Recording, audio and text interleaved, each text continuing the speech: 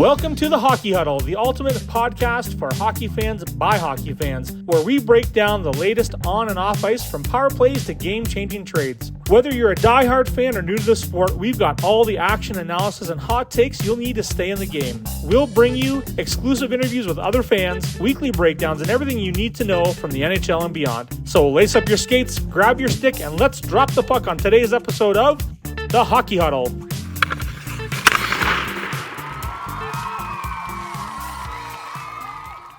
Welcome, everybody, to our initial podcast to the Hockey Huddle, starring Rick and Jason. Some of the things that you're going to hear from our podcast is Hockey Talk preseason. We're going to go over some lineups, specifically of one of our favorite teams, the Toronto Maple Leafs. We are going to talk about the players on the team. We're going to also touch on players who we think that should be traded so that we can get to the proper cap levels for our team. We'll then get into regular season. We'll obviously jump into playoffs when it's applicable, Stanley Cups, projections for playoffs and matchups. We're also going to have like real life stories or interactions that we've had personally with NHL players. We're going to have some guest appearances throughout the podcast throughout the year, as well as hot topics such as tax, what that does for the NHL teams, salary cap, what we believe it should go to. And these are just some of the things that we're going to be looking at. Anything you want to add to that, Rick? Any other things?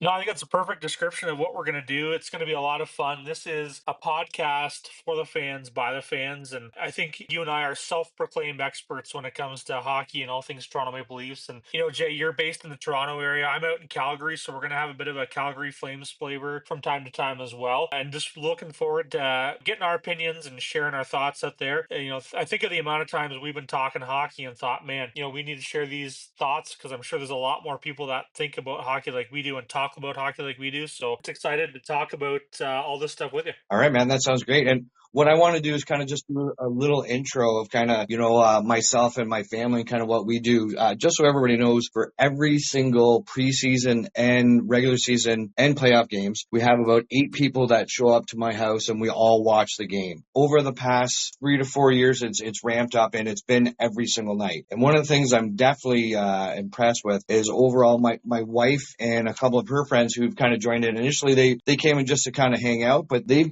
started to become somewhat of experts, or they have their own opinion now. And one of the big things that kind of drew that in for them was the Tim Hortons app. So we can get into a little bit about what that app does and how it's kind of showed them the people in the league, not just with the Maple Leafs, but other teams as well. Also, some of the things that I like to talk about is our superstitions when we watch the games. One of the things, if you're watching a game at my house and you happen to go in the kitchen to grab a drink, and if the Leafs score, then you're staying in the kitchen until either they score again or we let you know that you can come back and watch the game with us. We had one time where one of our friends was about to open the door. They grabbed the handle of the door, and as soon as they just touched the handle of the door, the Leafs scored. So we made them hold the handle because it was going into the third period and in overtime. So they actually held that handle for over 40 minutes. So we got some crazy stuff like that that's kind of going on. Also, we can get into, remind us at a later date, we'll talk about Leaf injustices, stuff that happens during the Leaf games. And it's funny how when you're watching your own team, how you see all the penalties that should be called against the other team, where my wife's kind of opened my eyes, said, you know, you got to be open to seeing the other team as well. But we can talk a little bit about that as well.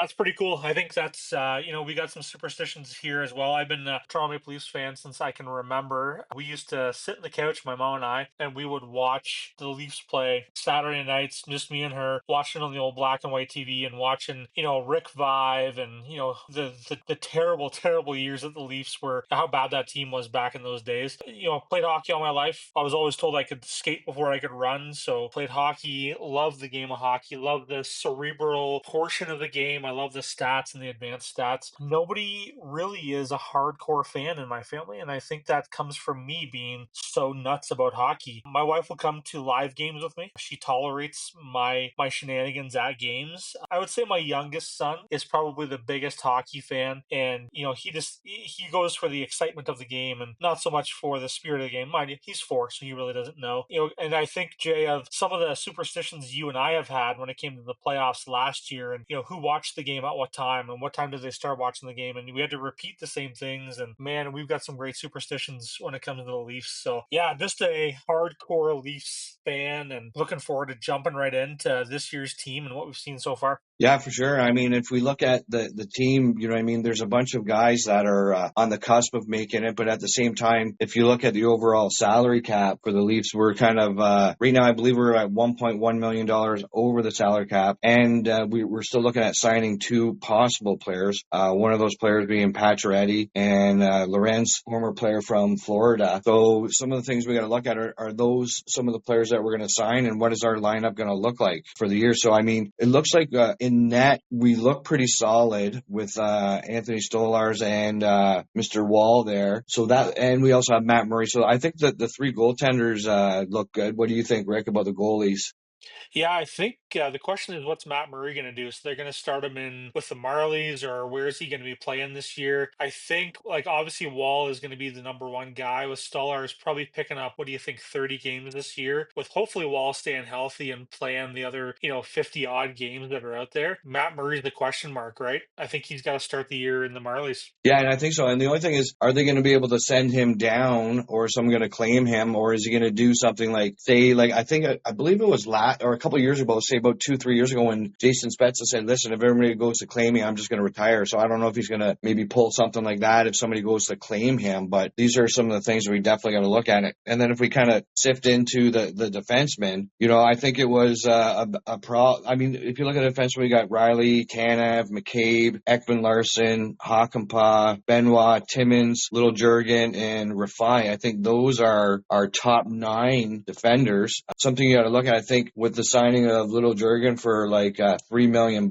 I think they might have almost signed him to kind of get rid of him. You know what I mean? Because it doesn't right. Yeah, it's a great point. So if you like, for the first time in years, we've got defensemen from the outside looking in, and guys that should be playing every day in the lineup. And I'll advocate for Connor Timmins every single day of the week. This guy is a good, strong, puck moving defenseman. He complements the team so well, especially when the offense is firing on all cylinders. This is the dude. Defensively, he's sound. He's no defensive stalwart, but you know what? Hey, the guy's a good defenseman. And how is this the guy who's looking on the outside? And it's a great problem to have. The problem is you've got little Jurgen who's got this big contract. Could you move him? Can you trade him? Toronto is the 21st team when it comes to prospect depth. 21st. So in terms of the team and what we have in the pipeline and who's back, like who's ready to come up to the team, man, we got to look at moving some of these Yeah. assets, or quote unquote assets, for some potential bench strength and some depth. Because if you consider who's coming up in the league right now, who's coming into the team, Robertson's coming in, Timmins is coming in, and the cupboard's bare after that, I think.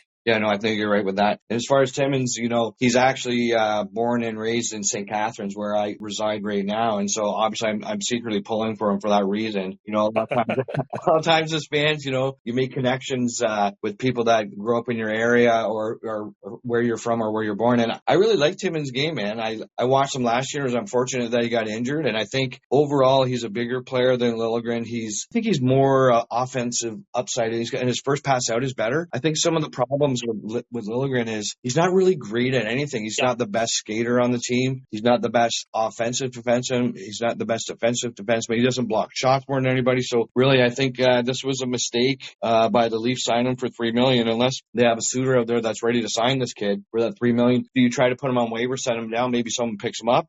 I'm not sure what that looks like. And some of the other defensemen, Hakanpää, when I just heard that guy's name the first time, I was just laughing. Like, what a great name! Like, you never forget about it. You know what I mean? And I mean, but is he going to be ready for it? So I don't know. Who do you think the starting six are going to be, buddy? Or like seven? Even if you go seven, who would you say that they're going to be? So, and also I can say we just got to consider salary cap ramifications as well, kind of within the team. But who do you think the top seven are going to be? So my top seven is Morgan Riley partnered with Oliver Ekman Larson. That's my number one pairing right there. Number two pairing, as much as I hate to say Simone Benoit, I think I need to say Simone Benoit is my number three with Jake McCabe. And Jake McCabe, maybe it's McCabe and Riley to start, like maybe because that's the stronger pair. But I think you got to go with Riley and OEL, and you have to go with McCabe and Benoit to kind of balance that out. McCabe and Benoit is a good, strong strong, hard hitting D pair. And then I think your third pair is gonna end up being Tanev and Lil Jurgen. I think that's how it's gonna start. But Timmins, man, like I'll advocate for that guy all day long. Timmins has got to be on the pro roster. He's got to be up with a big club. He's got to get 20 games in. Like they got to give him 20 games just to get playing. So that's my 6 or 7. I think I'd like to see Hakanpää. I don't know if he's healthy, if he's ready to go, but the guy's 6'7", 225. Like we need that big size just to kind of stand in front of Joseph Wall and protect that net too. So I like that Hakanpää is such a big dude. Looking forward to seeing him kind of get in that lineup. I just don't know if he's on the opening day roster. I hope he is. Yeah, I mean, I'm with you with most of the guys that you picked. I think that they should go Riley Tanev because I mean, Riley's always been looking for that defensive stalwart to be beside him so he can kind of go off and do what he needs to do Yep. in the preseason. They've been playing those guys together pretty. I mean, throughout the entire preseason so far. McCabe and Benoit, I like that lineup, but I wasn't sure about Ekman Larsson. Is that him being a number 4 going to be too much for him? So maybe McCabe and Ekman Larsson and Benoit and Timmins for sure. Or I don't mind the McCabe Benoit either, and maybe Ekman Larsson and Timmins. But I think if you go Ekman Larsson Timmins, I think they're a little too soft. So maybe you got to split up the grit with McCabe and Ekman Larsson, and maybe Benoit and Timmins, and have Hakanpää be your 7th. And I think little Jurgen's going to be gone, man. I think he's going to go down, so we're going to have to bring up Rafai. And I think that's going to be our 7th until Hakanpää gets better. Well, Liljegren's one of those guys that you can move too, right? Like, what is he, 25 years old? He's 25. I think he's 25. Yeah. Like, he's a movable asset. He's a young guy. He's been playing in the NHL for 2.5 seasons or whatever that is now. Like, to me, that's a tradable asset. And look, you're not going to get a first-round pick back for him, but if you get a good second or third-round pick, or you get a good prospect off another team, somebody who's definitely needs an NHL-ready number 4, number 5 defenseman, he's a right-handed shot, so those are in demand too. No, that's true. Especially, I mean, and the Leafs know that for sure. Weird thing about Liljegren, like I think he was drafted in like 2017 or something like that, in 17th overall in the first round by the Leafs. And when that draft came up, everybody was kind of just shocked that he was able to kind of fall through the cracks and the Leafs were to get him at 17. And I think probably that the reason that happened was because the year prior, believe it or not, he had mono, so he missed most of that season. So everybody kind of wasn't sure what was going on. So I was secretly happy that he was able to fall through there. But most recently, when he's been given the opportunity to stand up and do what the Leafs want him to do, he really hasn't followed through. So let me ask you a question. Do you know who got picked number 26 in the 2017 draft? I don't. Tell me. Jake Ottinger. Oh my gosh, we can only go back to the drafts and relive that. Wow, Ottinger. If we could go back to that draft. Now, it's also interesting that Connor Timmins also got drafted in that exact same draft. He got picked 32nd by Colorado. Okay. But man, like some of the people that we passed up in that 2017 draft, hindsight being 2020, but there are some. Jason Robertson got picked 39th in that draft. Wow, crazy, eh? Yeah. But these stories are great, and we got a story that we can we'll go into. Some Rick and I, and I'm sure everybody else have nicknames for players that aren't necessarily their own nicknames, and we can kind of touch on that later. I mean, Little Jurgen is definitely one of those stories that we'll kind of get to a little bit later. Now, if you want to go to the forwards that we're looking at, there's a bunch of guys. I mean, do they sign Lorenz and do they sign Pacioretty? I think it's a good idea to do so. Right now, it looks like Duehr's going to be out. And then I don't know. It's a bit of a mess as to who the Leafs keep. I think you have to sign Pacioretty. Like I don't think you can't pass him up. And even if he's only a 50 game guy this year, or they pull some LTIR magic and he sits in the press box for a few games for cap compliance. I think he's that guy that might be part of the magic potion that gets them out of the first round. Like he's one of those dudes. Just watching him in the preseason game yesterday with Robertson, and saucing that pass over on that second goal that Robertson had, and Robertson having some good finish. Like that's the kind of stuff that Robertson needs. But I'm going to talk about Robertson in a minute because he's going to get a lot of love from me. But I think Pacioretty's got to get in. I think we also need to look at David Camp, Calle Yarncroc. What are these guys doing? Yarncroc's 33 or 34 years old now. He's getting a little long in the tooth, and it's time for him to look at something else. Camp's a little bit younger. I think Camp is 29 or 30, but these are some guys. Maybe we need to create some space and some cap room to get these guys in the lineup. Obviously, you can't touch Tavares. Tavares has got a huge contract, and that's part of the cap trouble. That's only for the rest of this year. But do Yarncroc and Camp bring you some assets to allow some of the younger kids to get into that lineup? Best friends, buddy. Best friends. Yep. Now, I think it's funny that you bring up JT because I know he's a personal friend of yours, but we can I think, a good line, like a good third line could be actually Pacioretty, John Tavares, and Robertson. I think that's a fantastic line. And you think of Tavares and Robertson together, like Tavares and Marner together, and Tavares and Yarncroc together, and the magic that they had. Like there is a real potential for Robertson really, like really to show off what he can do if you have somebody as talented as Tavares with him. I think so too. And Tavares is so super smart, and so is Pacioretty. And with Robertson's speed and his shot, Pacioretty's got a good pass. JT's defensively sound throughout. I think that would make a great third line, or however you want to make anybody feel better, like 2A kind of thing, whatever you want to look at. And then, I mean, the next line, the number one line, Matthews, Marner, and Nyes. I mean, Matthews and Marner had obviously some good chemistry together, but they always had trouble with that third guy. And last year with Domi up there with Matthews, I know Bertuzzi's no longer here, but like Domi, Magic, and Matthews, like, do you start off with Matthews, Marner, and Knives? Is that a lot your first line? Is that what you're thinking? Oh yeah, 100%, 100%. That's my top line. You look at the just obviously Matthews is the goat. Like he's the what's the go Yeah. greatest the gloat greatest leaf of all time. Like this guy is amazing, and the magic between him and Marner. Marner is again he's one of the top 10 skill guys in this league. The guy is amazing. He guy's a horse. He works in the gym. He works in the ice. Hey, he's got a bit of an attitude problem. Like he's done the same thing on the bench my 4-year-old does. He throws his arms up and his eyes are rolling. But look at what Nyes did in the playoffs last year. True. Nyes is a big, bruising, don't want to call him a power forward, but the guy's got skill, the guy's got grit, he'll get in the corner. And yeah, last year was his rookie year, and it seemed like the guy had been in the league for 5 years. How many goals did he get last year? Like 15 goals too? Yeah. And he was kind of up and down the lineup last year. And if he stays on that first line throughout the year, I can't see why he won't score 25 goals like our friend Michael Bunting did. Well, and that's what I see. Like I see the emergence of a Hyman, a Bunting. Anybody who's played with that combo, anybody who's played with Matthews, look at what Hyman's gone to do in Edmonton. He just needed to get that confidence there. Bunting, Bunting's kind of he's been on the milk run a little bit. He's with another team again. But hey, 80 goals, so 80 games, 15 goals, 20 assists, plus 9, 45 penalty minutes, played about 13 and a half, 14 minutes on the ice, had 3 game-winning goals last year. Like for a rookie, that's a pretty good year, man, especially when he looked so good in the playoffs. His playoff run, when you look at his stats kind of versus the regular season, 14 games played, 7 points plus 2. So Wow. So he even goes up in the playoffs. yeah, his points per game, like he went up to 0.5, like half a point per game from his, I don't know, what is that, about 0.35 points per game. Yeah. Like he just turned it on and he was more noticeable. He was a bit more of a beast and a big dude, 6'3, 225, Nice. big guy. It's exactly what Matthews needs and Marner needs. Marner needs a bit of that protection. Matthew needs another big guy with him. I don't know, man. That could be the best line in the NHL or the second best line in the NHL after McDavid, Nugent Hopkins, and Hyman. Yeah. No, I agree with you. And then the third line, I was thinking they could go with, would be Nylander, Domi, and McMahon.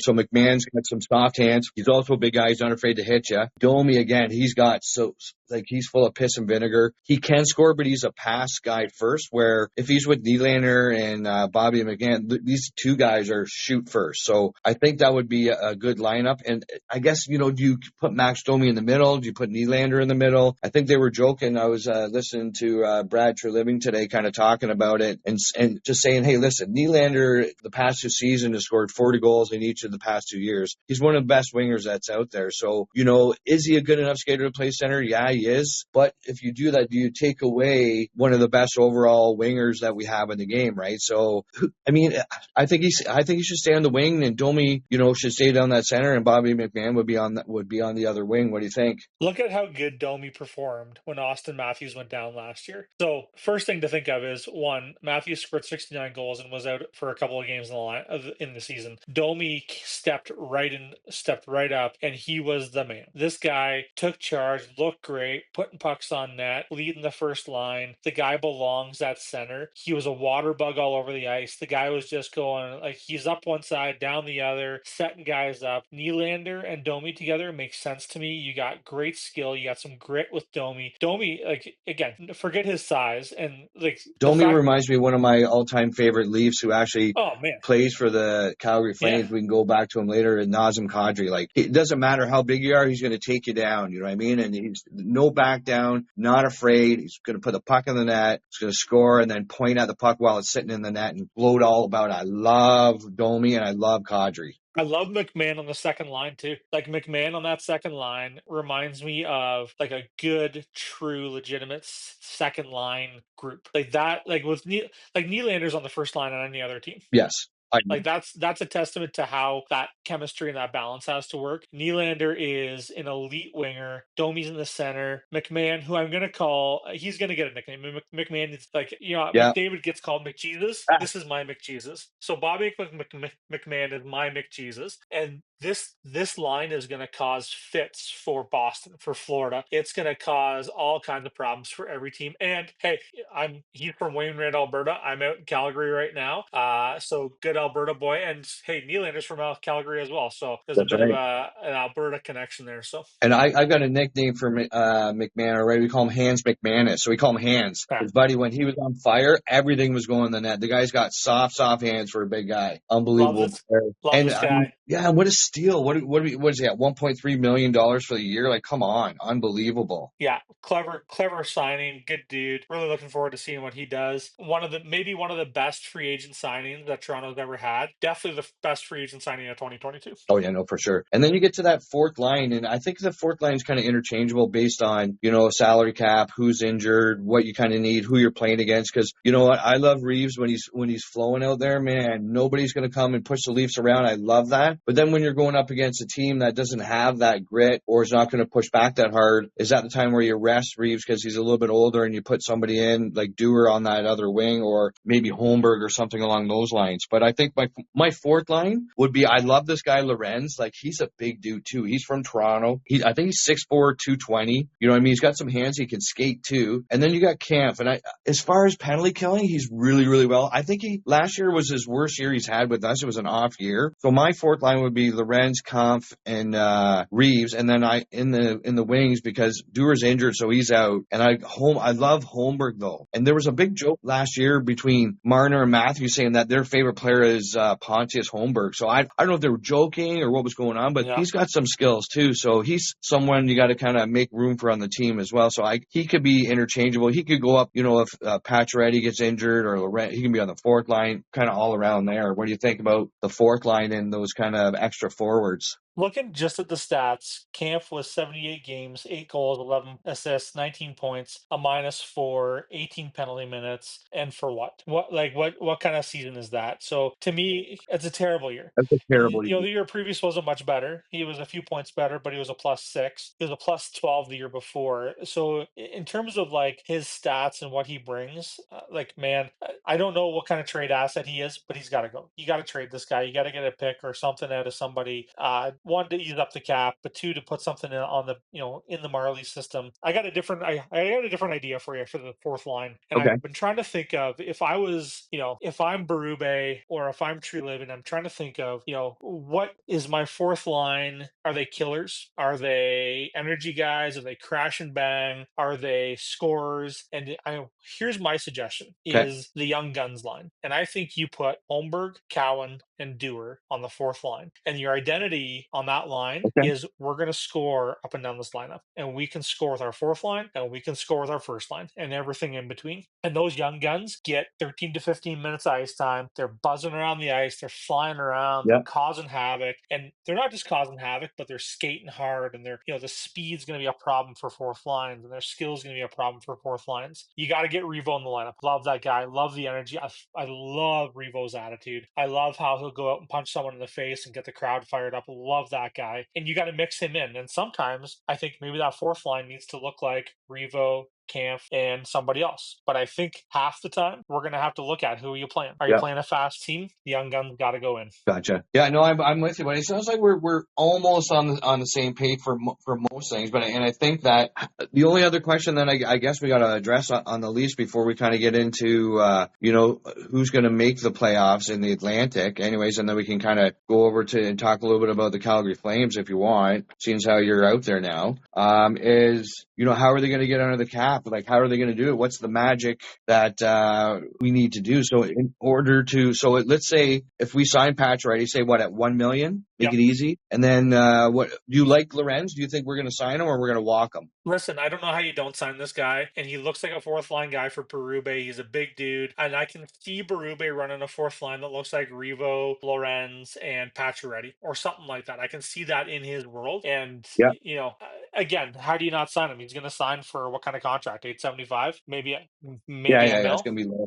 Yeah. So okay, so if we do that, so if you bring in Patch and Lorenz, so one thing is Dewar's making 1.18, so he's going to be on long-term injury reserve right off the bat. So Dewar in 1.18, there's Patch Ready's money. Okay. Yeah. Then the other thing you look at is I don't know if it's true or not, or we'll have to, I'm not going to judge, but it looks like weird Yarncroc may have a lower body injury, right? And he's got 2.1. So if you take out the 2.1 and the $1 million we're over and add Lorenz 875, we're on cap, buddy. And I think that's what works for that. That's how I make sense of that. I think you also need to look at maybe there's a couple of guys that are going to end up like they're not going to see, they're not going to see the Leafs lineup at all this year. They're going to be on the extended, that extended LTIR for that lower body injury, the upper body injury, right? Robert, yeah. Yeah, the Lou Lamoriello special. Right now, you got Dewar out, expected back on the 9th of October. Hakanpaa out,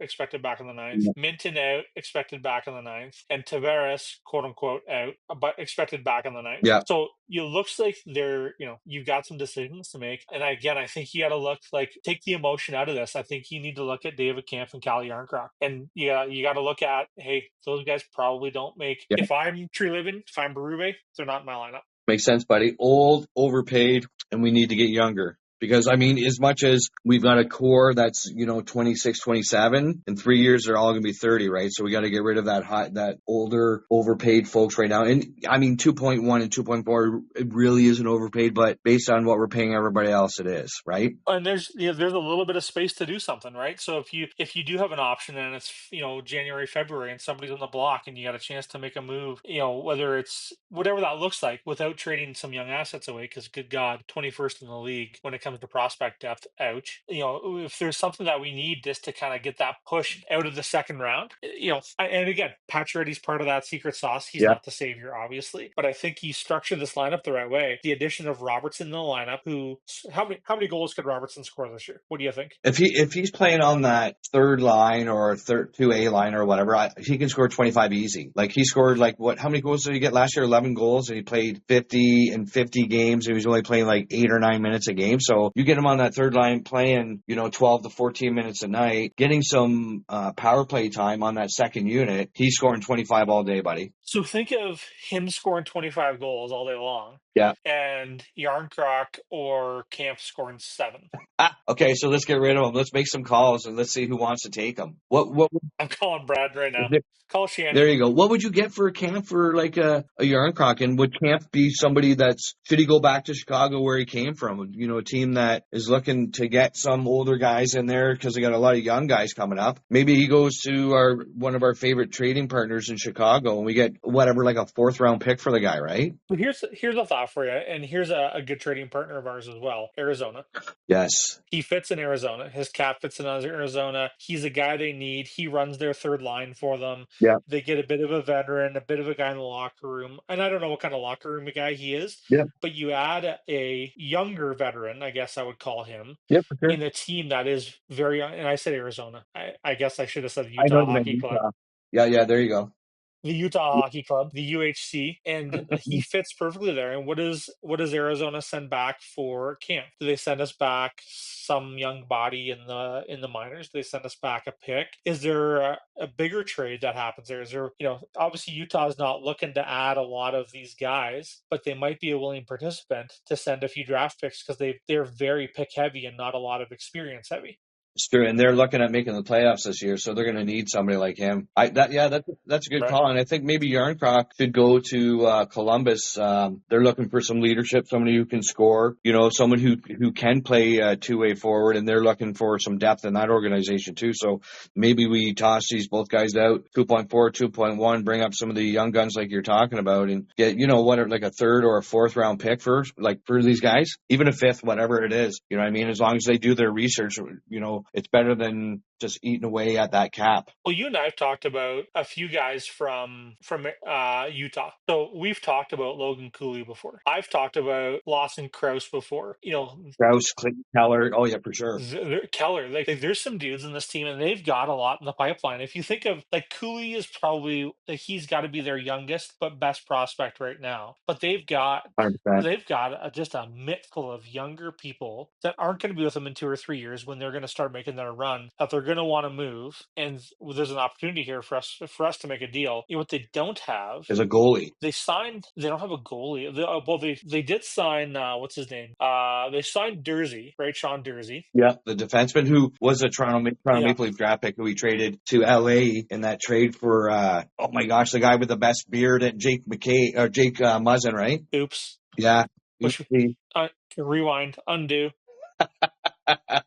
And what about Sergachev playing for Utah? Like that's Yeah, yeah. that's a pretty big ad for them too. But like it's not a team that's going to make a run, that's for sure. Like you got Ian Cole who's a little bit older. You've got Bortuzzo who's a little bit older. You've got Dursey who's a little bit older. So you got some of these older, I guess older guys. Well, I guess Dursey's not that old. You got Sergachev. No, So you're not really going on a run with that group, but you're going to be planning to make a run in the next 3 years. Definitely no goalie there. So I don't know who makes that club as the starter. exactly. And who's the guy that kills us every year we play against him? He's the Russian goalie. His name's like 47 letters long. I can't remember his name. Vial Melka. Yeah, that's him. Yeah, anytime we play him, I'm like, okay, so that's a loss. Let's just move on and not waste any energy with these guys. My gosh. That's right. Yeah. So the only thing I wanted to talk about is with the Leaf lineup, and it's actually about next year. It's what do you think JT signs for with the Leafs? What's a realistic number for John Tavares to sign for next year with the Leafs? That's going to even set us up for the ability to sign more players. And if the Maple Leafs do sign Marner, what dollars and what's the years do you think? And I'll start off with the Marner, and I'll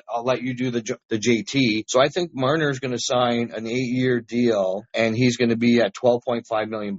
So he's going to be right in between Nylander 11.5 and Matthews at 13.5, and he's going to sign at 12.5, and that's going to be for 8 years. What do you think? A big contract. I don't disagree with you. I think that's definitely the pocket where he's going to be. I think they try and lock this kid up as long as they can. How do you not? The guy's a point a game guy, and yeah, a lot of the guys didn't show up in the playoffs, and they haven't quite figured it out. But they're on the cusp of figuring this out. Yeah. I think as a fan, I'm okay with 12. I'm okay with 8 times 12, 12 and a half. I got no problem with that contract. I think when you think of Tavares, I think Tavares has got to come in at, he's got to be under 5. I think mine. Yeah. 4 or 5, somewhere in that 4 or area. 5, 2-year deal, 3-year deal. Yeah. You look at his season last year, it's not a bad season. Like, the guy played 80 games, scored 29 goals, 36 assists, 65 points, plus 2. Now, the 36 assists is the part that bothers me. So he should be a 50 assist guy. He should be a 80 point in the season guy. And he did it a couple times. So he did it with the Islanders a couple of times. I think 3 times he came close. Toronto, he did it once in 22, almost did it in 23. But just last year, man, he's missing a step. And I think the expectation that he's more than a point a game guy is unrealistic. I agree.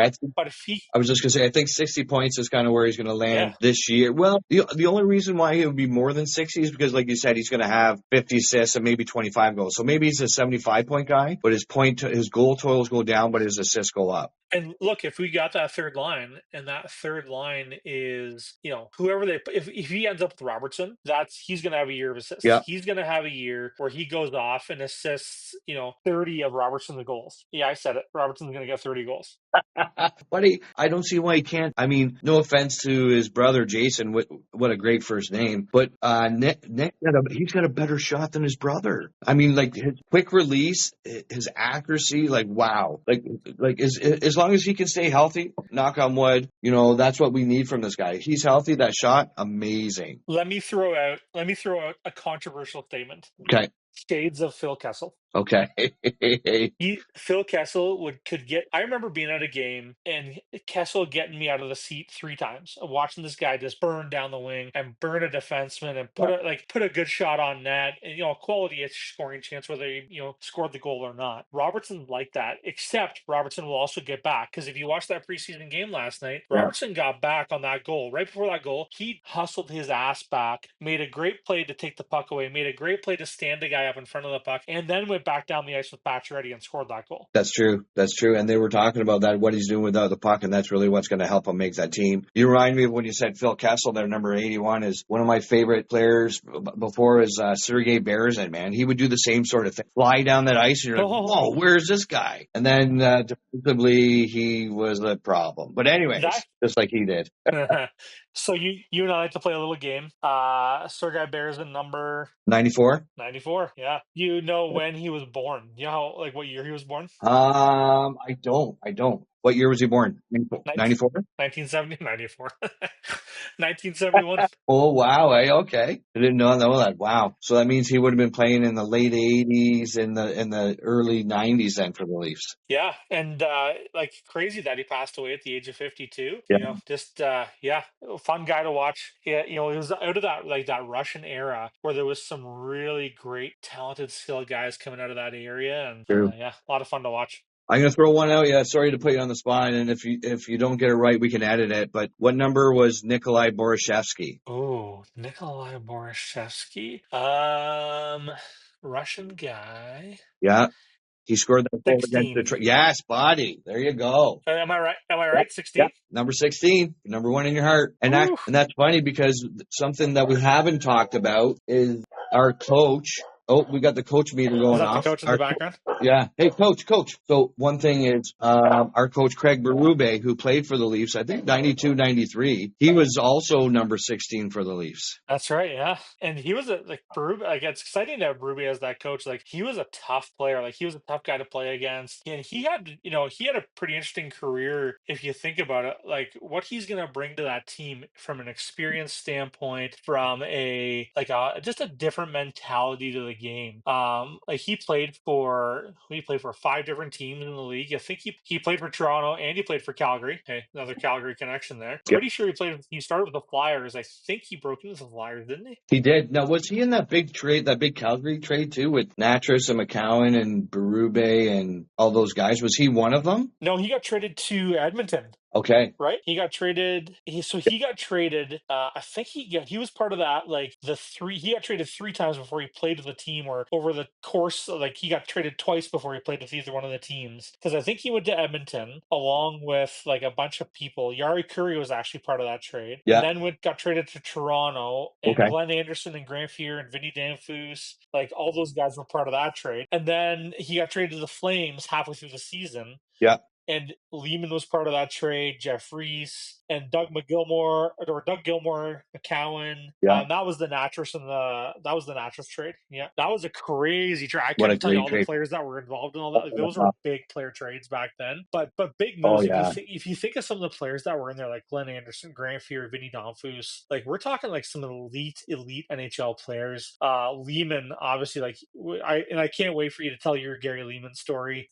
I got some good Lehman stories, man. Funny. And I hope that he gets to hear us talking about it, and then maybe he can call in and then he can talk to us about it. He can confirm or deny what we're talking about, but he's definitely he's some fun stories for sure with Lehman. And the reason I bring Craig Berube up, part of the reason was because he's number 16, but the other thing is something that he's been working on, and I've been watching this in the preseason, is our penalty kill. Now, I don't want to jinx this. How many goals did we let in on the power play in the preseason? Maybe 1 or something like that? Not 1. It was one. It's Yeah. crazy. So like last year we were 23rd overall in the PK, and I think that's a huge problem for us. And I think we finished 7th overall in the power play, even though we were number 1, 2 for most of the year. And then I think we went a month without scoring a goal. But I think Berube and his systems is something that's going to change us for the better in the playoffs. Because if you have systems and it's not all about being a cowboy, running gun and figuring it out, which a lot of times in the regular season you can do, but if you have systems and you stay true to them, which I think Berube has, I think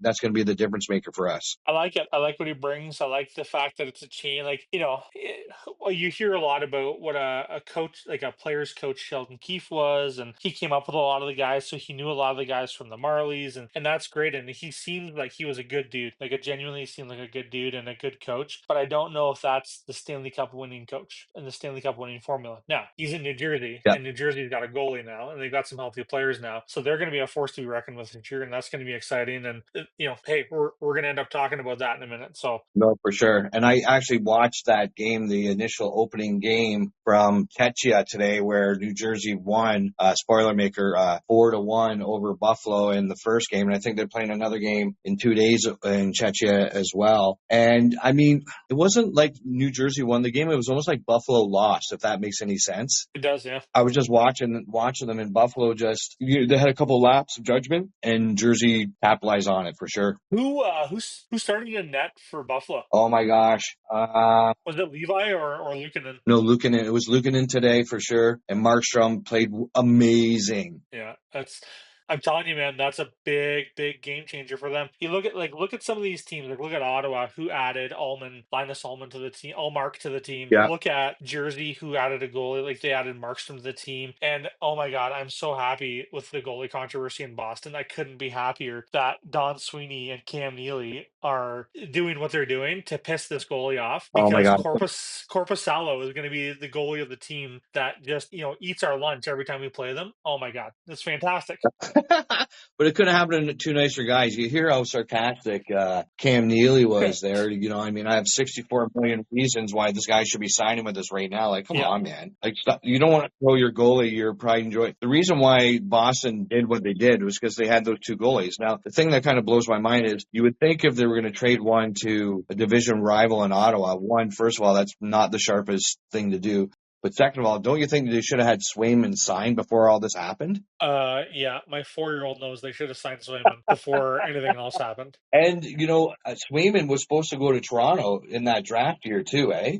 Yeah, yes, So I know. What is it with Boston who goalies was it that was, and Toronto screwing it up? oh, I know. Was it like Tuukka Rask or Justin Pogge or like flip a coin? I mean, Justin Pogge did well for the Team Canada Junior, so I think that's the reason why we kept him instead. And then what a big mistake that was. Wow. Yeah, all-time foul ups. Oh, unbelievable. But if you look, I don't know who it was, if you can check it out, but who was drafted just before Jeremy Swayman was picked? And I think the Leafs had the pick just before Boston, too, which makes it even worse. Yeah, I think they were like 1 or 2 picks. So what's funny is it's back to that 2017 draft year. That 2017 NHL draft was tough for us. Like all the players we passed over. Just give me a second here. Number 1 pick in the 2017 draft, Nico Hischier. Yeah. Okay, there you go, captain of New Jersey. Yeah, Miro Heiskanen was number 3. Cale Makar was number 4 in that draft. Wow, Elias Pettersson, number 5 in that draft. what a great draft. Wow. I'm just looking through here. Martin Necas, number 12. Nick Suzuki, number 13. And he went to Las Vegas on that 13 pick, right? He did, yeah. Where are we going? So he must have been, where is he? We are into... The second round, I think, maybe. Lukanen was picked 54th in that draft. Wow, unbelievable. And that kid's like, again, that's a kid who hasn't lived up to his expectations. Like, why is this guy not, I don't know, maybe it's a tough team to be playing in, and yeah, who knows?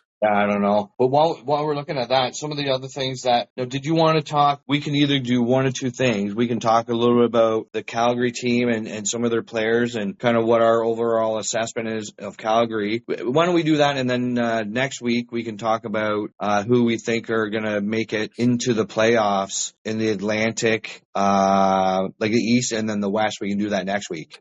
Yeah, so being in Calgary, I've been to a couple of games already. I've seen a couple of these guys play, and there's some. Being from Toronto area and being a Toronto fan, seeing Nazem Kadri play again is a lot of fun. He's still the laziest talented guy that's out there. I saw him half-ass a bunch of plays on the ice, and so some of the stuff that you love the talent the guy's got, but hate the half-assing of not making a pass or taking a shot off the glass, and then he gets kind of salty afterwards, and is making faces and stuff. There's this kid in on the Calgary team. His name is Connor Zari, and Yes. he is like this kid. I'd sent you a text and it said, "Hey," you said to me, "Hey, there's one guy I always watch," and I responded to you and said, "Yeah, there's one guy I'm always gonna watch, and it's this guy Connor Zari." So this kid, and after I sent you that text, I didn't tell you this. The kid went off for 2 goals and an assist, almost had a hat trick right Oh, after that. He's 23 years old. This is a guy who's got raw hockey talent. This is a dude that, what, he's part of the future of this team. Played for the Wranglers yeah. last year. He's a Saskatoon kid. He's 23 years old. He's not huge, 6 foot, 183, but the talent on this guy, he toe dragged a defenseman. Again, preseason game, take it with a grain of salt. He toe dragged a guy in a way that I haven't seen before, where he held the toe drag and it was like one Mississippi, two Mississippi, shoot, and scores this goal. Had a Oh my God. beautiful tip in, had a second almost to make his hat trick, had an almost, this beautiful third tip in. Watching the team, like there's some good players in this team, man. Like Huberdeau's on the team. Like Jonathan Huberdeau, as much as Huberdeau has not lived up to expectations and Florida made out like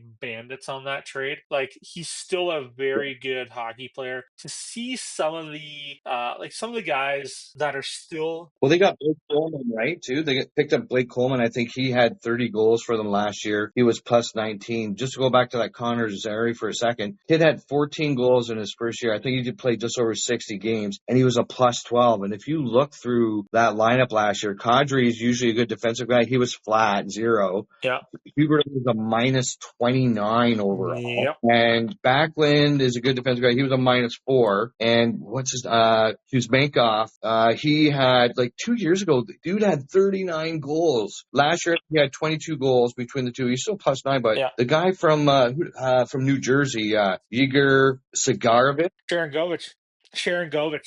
he scored 31 Dude, goals for this them guy's last the year, but he real was deal still a too. minus 29. So Sharon Govich is the real deal. Like the kid's got a ton of offensive talent, and watching him score a couple goals, it's effortless when he does it. Like when he decides he's going to go score a goal, he goes and scores a goal. The problem is that he doesn't know there's two halves of the ice, and he Right only there. plays. Yeah, he plays on the one side of the offensive side, and getting back on the defensive side, he's soft. Like he's just soft coming back, and it's not like he's a small dude. Yeah. He's a 6'2", 196 guy. He's not a small guy. Yeah. I'll tell you what though, watching Coleman and Zari and Backlund together on the line, that was What a great time. great line, great combo. Seeing Huberto out there and watching him skate around, the guy's still got it. I don't know what he's missing to kind of get back in the groove. Kadri? I don't know. Like, do they have someone like Barkov to play with? Because when he was with Barkov was a scoring machine, and it's because I remember Rick told me a story. Like he claimed, like he's going to go into possibly why he has a nickname, but this guy Huberto was banking shots off Barkov. I'm not saying that Barkov's not a great goal scorer, anyways, but he was putting the puck in off him into the net. That's how great Huberto was, and there was a great connection between the two of them. So I mean, I don't know how to tell that story after, but two other players that Calgary picked up that we haven't talked about, which I think is going to be huge for them, is Anthony Manta.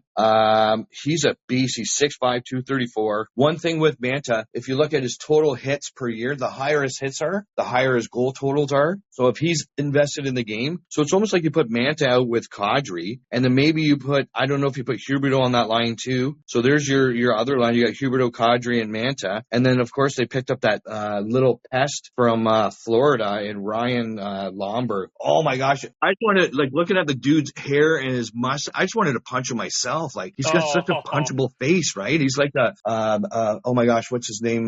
Number 50.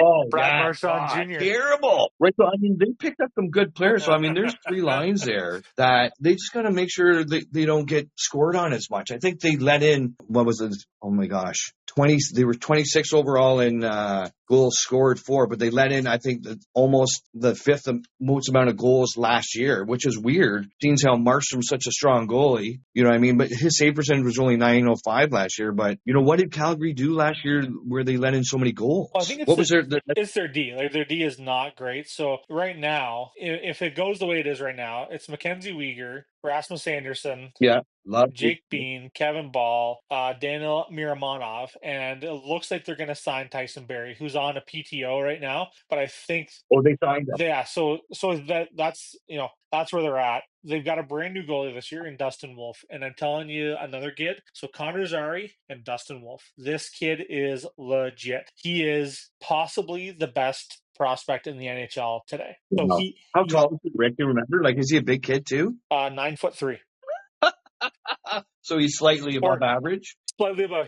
He's either 9'3" or just a little bit under. Wow. So what's so I've heard great things about Wolf as well. Yeah, I'm telling you, Calgary's going to have a good year. I mean, people are they're not sure of how they're going to do. I'm picking them to make the sleeper pick out in the West. They're going to make the Whoa! playoffs. Yeah, Whoa! and Wow! Bold they're call. making the play. Yeah, for sure. They're making the playoffs. And a weird thing about Mackenzie Weegar. So last year, Weegar had 20 goals, of which Yep. only 3 were on the power play, buddy. He scored 17 even strength goals, almost as much as, what's his name, Bertuzzi, who only had 6 goals through 3/4 of the season, who everybody was crying when he went to the Blackhawks. I'm not sure why. But anyway, this guy, Mackenzie Weegar, is a sleeper. So maybe they picked up Barry to be that power play specialist because you know what? Half of Tyson Berry's points 3 years ago and 4 years ago, just before he went to Nashville, he was playing with Edmonton, were on the power play. So I think that's a huge pickup, underrated. I think they got him for 1.25.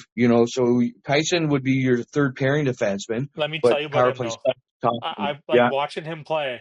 He's a step behind. he's He's slower, a eh? step behind. He is slower. He is not like he is not as moving as fast as the young kids are, and he is noticeably a step behind. So if he's on the power play, is that going to affect him as much if he's just using his brain out there? So I mean, that's why I think he's a Great spot. 6. You know what I mean? A 6 guy, and who would you like? Rasmus Anderson and Weegar. That's your 1-2, right? No, so they're likely not. So it's likely going to be. I would say it's going to be Uyghur and Miramonov as the first pair. Likely going to be Kevin Ball and Anderson as the second pair, and likely going to be Tyson Berry and fill in the blank here Okay. somewhere with whoever it is. That kind of gets that last spot. Yeah.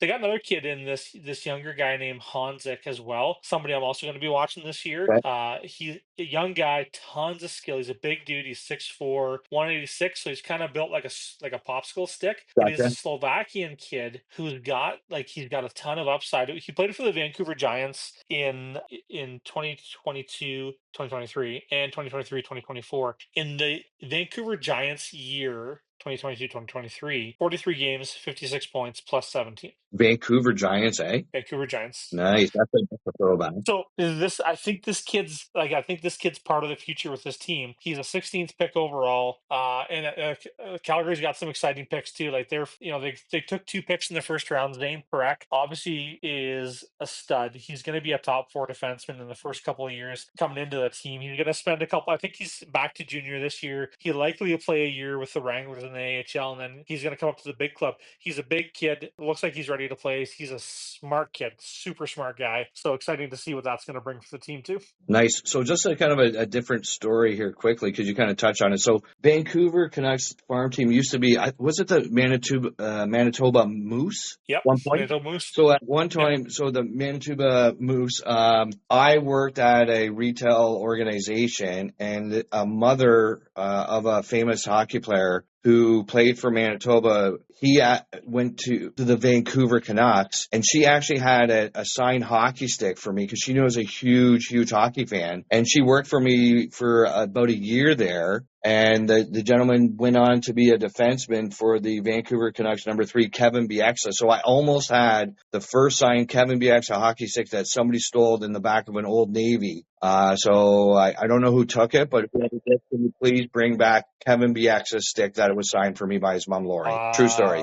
Or you're gonna have BX's mom get after you. Do you know what BX's nickname is? Talk to me. juice. Well, I mean, they just live in the greater Grimsby area, which if I threw, a baseball, I could hit it from here. So maybe if Lori and Kevin want to, get together after they hear this podcast and give me a signed stick because I deserve it. That's a true story. I think you do. You definitely deserve it. Yes, if you deserve anything, it's that. Oh my gosh. I think we're both, if we want to, do we want to wrap this up with saying, I think the Leafs are going to make the playoffs. I also think that your new home team, buddy, Calgary Flames, are going to make the playoffs. That's a bold prediction. I've got Calgary. I've got Calgary on the outside looking in. So I hope they make it because we're going to see a lot of games this year. I definitely have Toronto in, and looking forward to talking about more playoff teams on our next pod, episode number 2. Sounds good, my friend. Thanks for tuning in to the Hockey Huddle and hanging out with us through all the slap shots, big hits, and highlight reel plays. Whether you're a diehard fan or just getting into the game, we appreciate you being part of our hockey family. Don't forget to subscribe, leave a review, and hit us up on social media with your thoughts, questions, or hot takes. We love hearing from you. Until next time, keep your stick on the ice, your head up, and we'll catch you in the next period. Take care, everyone.